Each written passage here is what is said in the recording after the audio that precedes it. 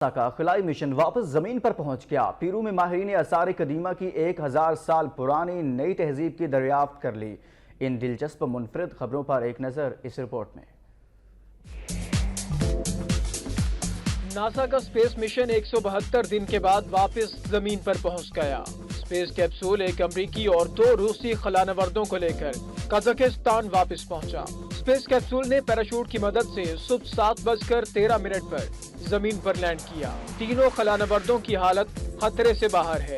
58 سالہ خلانورد 534 دن بعد زمین پر واپس آئے ہیں۔ سب سے زیادہ 878 دن تک سپیس میں رہنے کا ریکارڈ روسی خلانورد گنادے پیڈولکا کے پاس ہے۔ پیرو میں ماہرین آثار قدیمہ نے 1000 سال پرانے 17 مقبرے دریافت کیے ہیں جو چیمو انسان نامی تہذیب سے تعلق رکھتے ہیں۔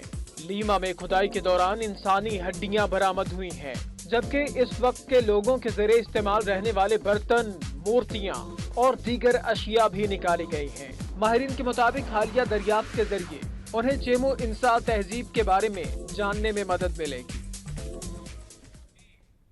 اور اب وقت انٹرٹینمنٹ۔